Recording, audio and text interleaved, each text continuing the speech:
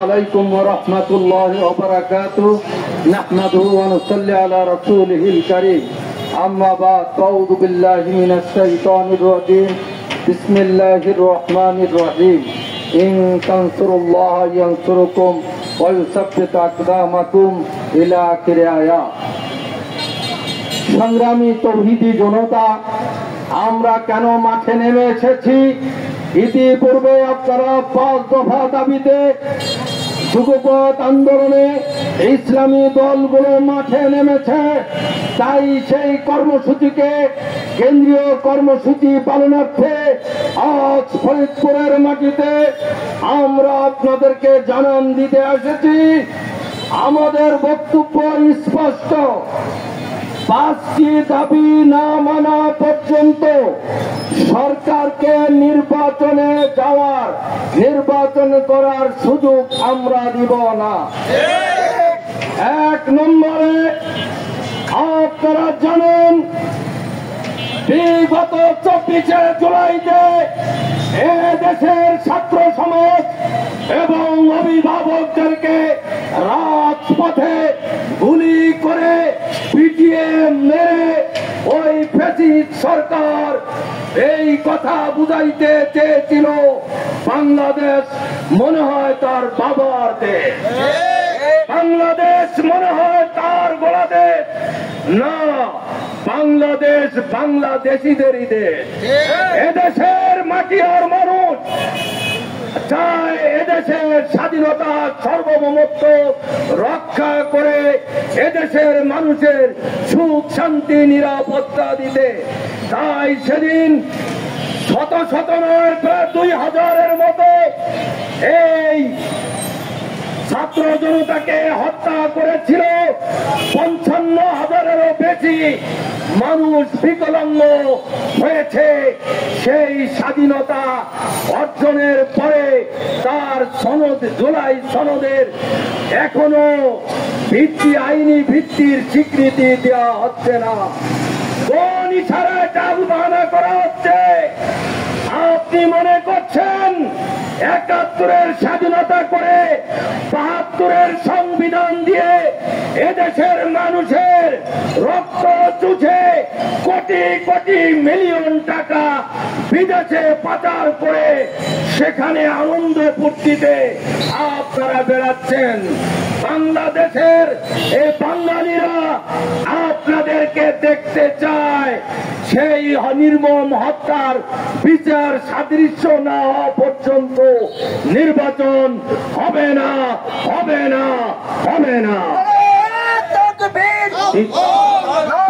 কথা হল এই ব্রিটিশ সরকার তাদের যারা দোষর তাদের কাঁধে ছোঁয়ার হয়ে আগামী দিনে জাতীয় পার্টি সহ তারা নির্বাচনে আসতে চায়।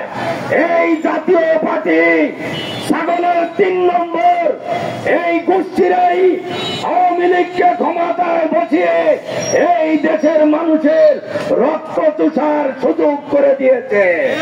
তাদেরকে নিষিদ্ধ করার পরে এদেশে নির্বাচন হবে।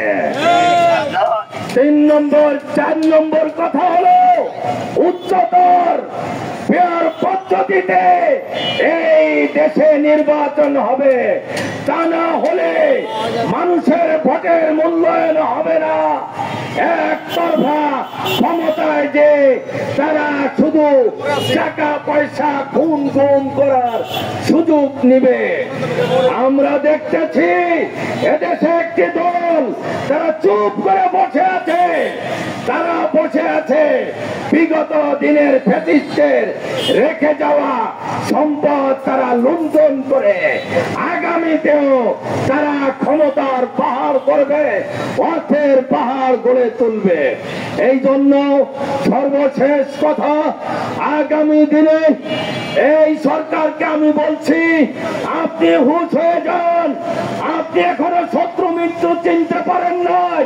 কারা আপনার শত্রু আর কারা মিত্র আপনাকে চিন্তা করে জুলাই সনদের আইনি ভিত্তি এবং তার আদলে আগামী জাতীয় সংসদ নির্বাচন হবে, এটাই আজকে আমাদের দাবি। সর্বশেষ দাবি হলো, বিগত দিনে আমরা এই বিগত সরকারকে, ইসকনকে নিষিদ্ধ করার কথা বলেছিলাম, বারবার বলার পরও শোনে নাই। এখনো যারা ক্ষমতার দাপট দেখাচ্ছেন, আগামী নির্বাচনে যাওয়ার জন্য চিন্তা করছেন, তারা কেন ইসকনের ব্যাপারে কথা বলেন না?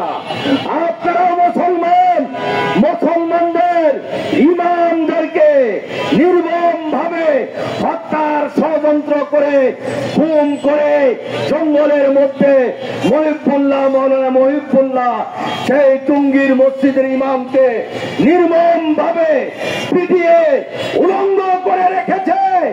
আরো বলছে এই বঙ্গমাতার দেশ বাংলাদেশ নয়, না, এটা হলো বঙ্গমাতার দেশ।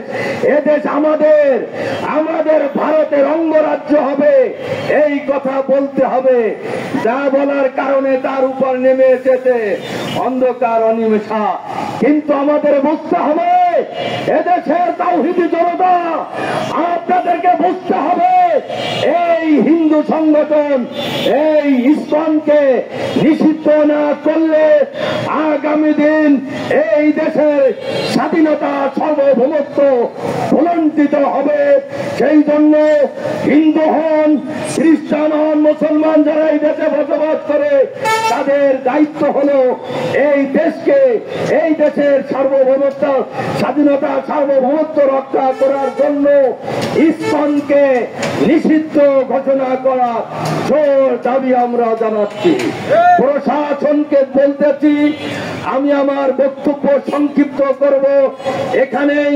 আপনাদের প্রতি উদাত্ত আহ্বান রেখে আগামী দিনে রাজপথের যে কোনো কর্মসূচি আসবে, আমরা রাজপথে থাকবো ইনশাআল্লাহ। নাসরুম মিনাল্লাহি ওয়া ফাতহুন করিব ওয়া বাশশিরিল মুমিনিন।